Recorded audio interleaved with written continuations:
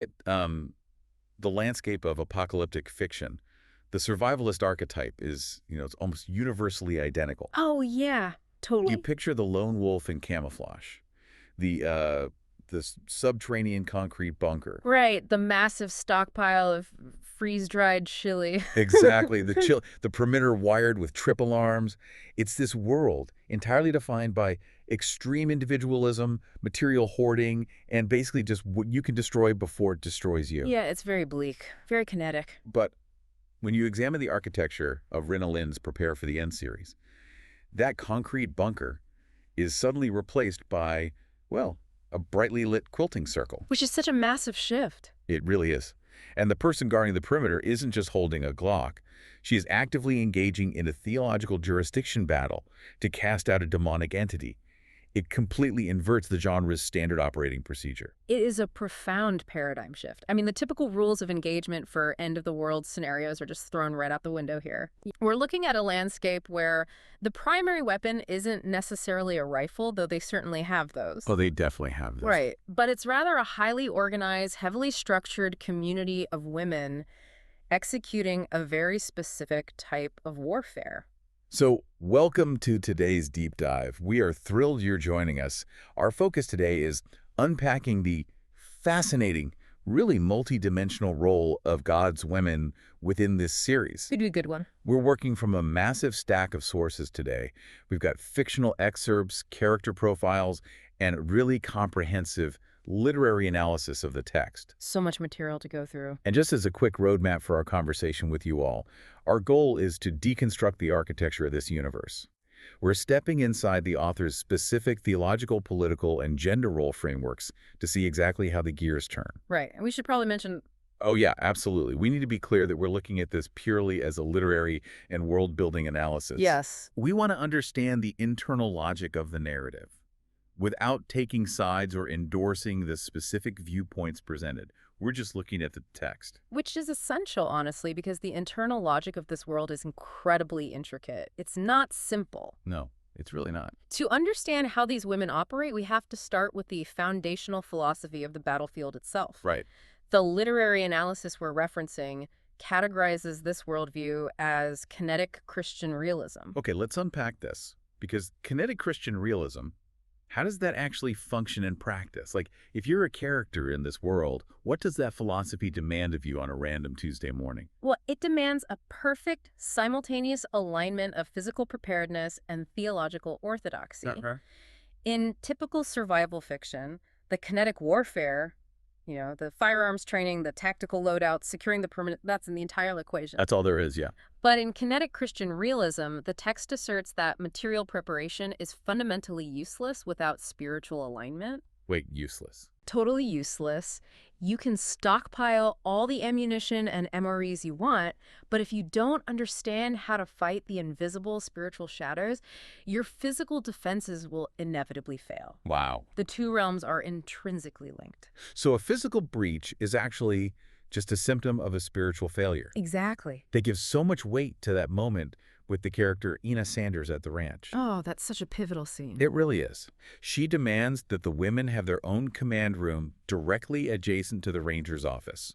And she makes this really definitive declaration. She says, God's women are in the game. Right. And the text details how they form a literal 24/7 prayer coverage over the men. I keep visualizing this as a sort of like a spiritual iron dome. I thought that's a great way to put it. Like if the men are out on a raid acting as the frontline physical infantry, the women are projecting this invisible intercepting missile defense system over them. Yeah, neutralizing the psychological and spiritual attacks before they even hit the ground. But I have to ask, does the text imply their role is secondary to the men? Or is it parallel?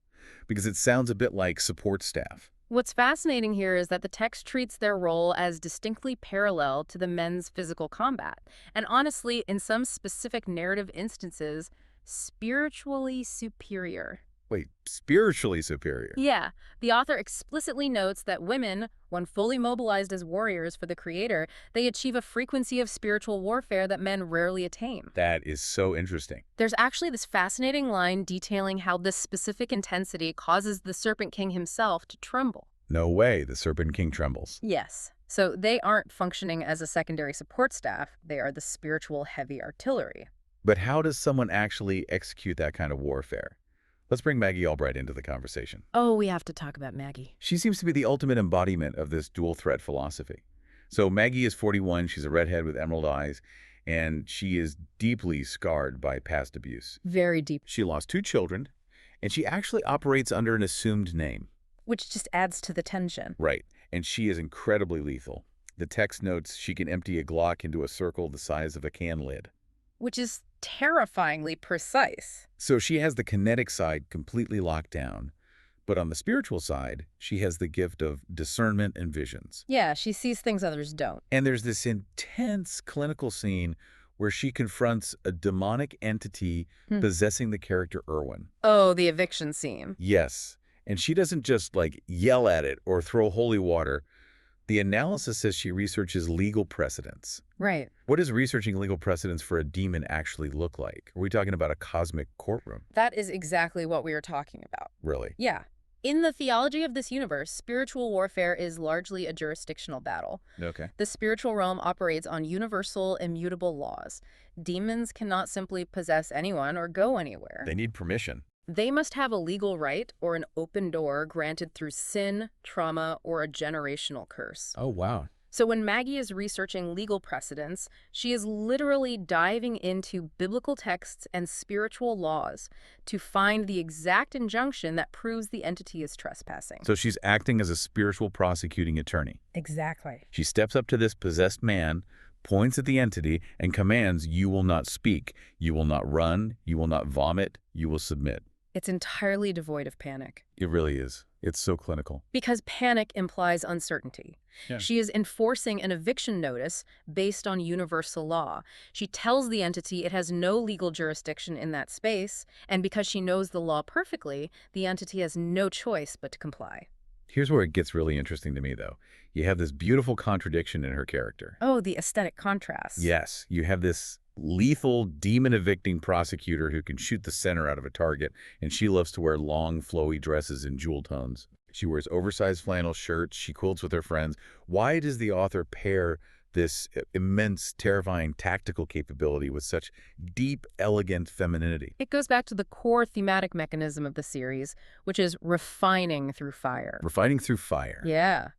The literary analysis stresses that Maggie's capability isn't in spite of her trauma, it is fueled by it. Oh, that makes sense. She survived horrific, systemic narcissistic abuse. Like you said, she lost 2 children. She operates under an assumed name. Because she has survived the most insidious, manipulative forms of human behavior, her psychological radar is perfectly tuned to deception.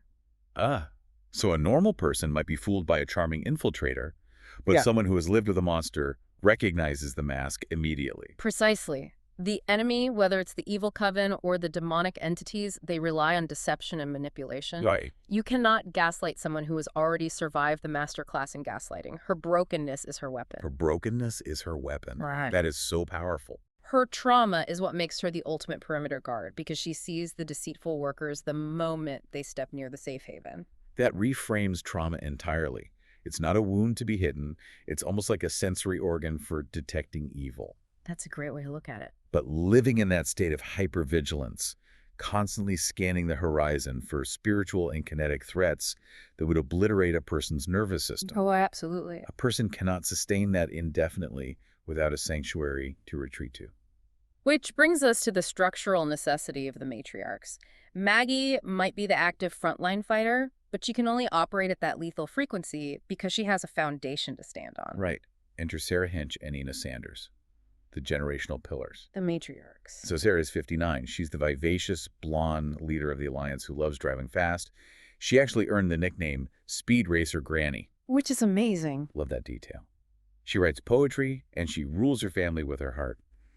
And then there's Ina, who is 58. Her personal motto is people over things, family first. Despite having lost so much. Yes, she lost almost her entire family, her husband, her son, her daughter-in-law, to the evil coven they are fighting.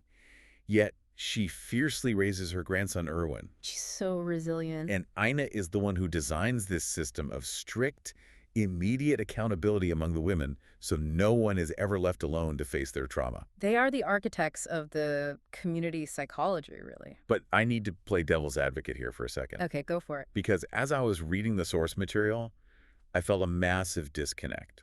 In what way? Well, we are talking about a shattered world. Society is collapsing. Demons are possessing people. The coven is actively trying to murder them. Right, the stakes are as high as they get. And in the middle of this high-stakes apocalyptic survival scenario, we have scenes of Sarah teaching the women to knit baby squares. We have Ina making soup and dry toast for an ailing Maggie. I see where you're going with this. Isn't that a catastrophic waste of time and resources? If the Serpent King is sending minions to destroy you, why isn't every single person on the wall with a rifle? If we connect this to the bigger picture, that is the natural reaction from a purely kinetic mindset. But if you put everyone on the wall with a rifle, you have already lost the war. Wait, how so? The literary analysis identifies this as the Haven strategy. The Haven strategy. Right. You have to look at the enemy's stated objectives within the text. The Coven and the spiritual forces aren't just trying to kill people. What are they trying to do? Their explicit goal is to destroy the family unit, to corrupt human DNA, and to isolate individuals into despair. They want to strip away humanity. Therefore, making soup, maintaining a warm domestic space, and knitting a blanket are not mundane chores.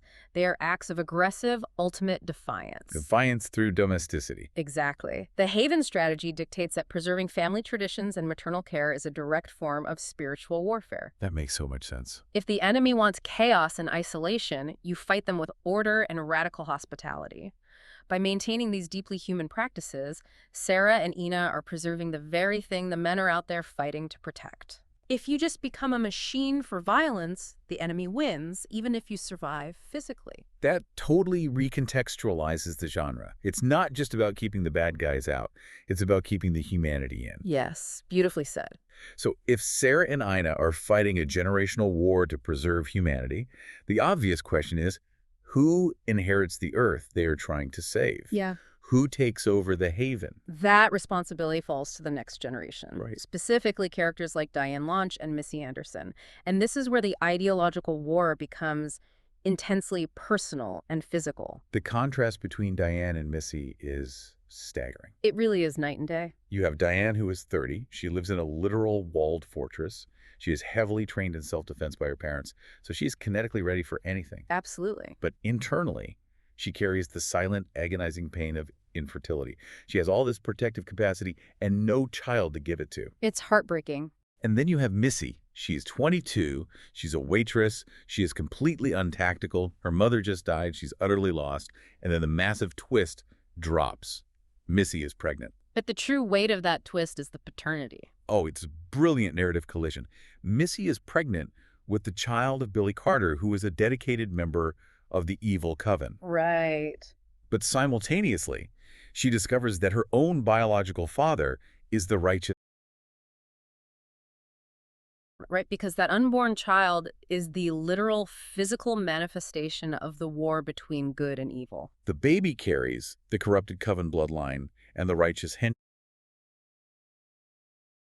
ultimate ideological battleground. It really is. I was fascinated by how Missy's arc mirrors being drafted into a royal bloodline in the middle of a siege. Oh, that's a perfect analogy. Right. She goes from surviving her mother's chaotic string of boyfriends to being handed. He actually curtsies and says, "I accept your proclamation. I shall wear the royal to a legacy she never knew existed." And notice how the community responds to the crisis of that pregnancy. I mean, how do you handle a child that carries the literal DNA of the enemy? They deploy the Haven strategy. Exactly. Diane, despite her own agonizing infertility, starts knitting for Missy's child. Sarah teaches her how to make booties. They don't ostracize her or view the baby as a threat. No, they actively insulate Missy from the darkness of the child's father by surrounding her with the overwhelming light and domesticity of her new family. It's so beautiful. They are actively regenerating their society. By choosing to nurture that child, they are breaking the generational curse of the coven and claiming the baby for the light. It is basically a tactical operation disguised as a baby shower. A tactical operation disguised as a baby shower. That is exactly what it is. Right. And we need to look at how this entire framework of God's women integrates with God's men. Right, because the men are very much in the picture. Because characters like Jake, Matt, and Levi are not sitting on the sidelines. They are out there doing the brutal, gut-wrenching work. You really are. They're rescuing trafficking victims. They are physically fighting the coven in the kinetic realm, and they're witnessing the absolute darkest, most depraved parts of humanity. And the text is unflinchingly realistic about the psychological toll that kinetic action takes on a human being. A person cannot witness that level of depravity without it leaving a mark. The character Stella articulates this perfectly. She gives this sobering speech to the women, warning them that the men are essentially going to war with hell itself. Yeah. She states plainly that the men will repeatedly come home broken. And it is the explicit task of the women to put them back together. So what does this all mean for the reader, you know? It is a profound symbiotic relationship.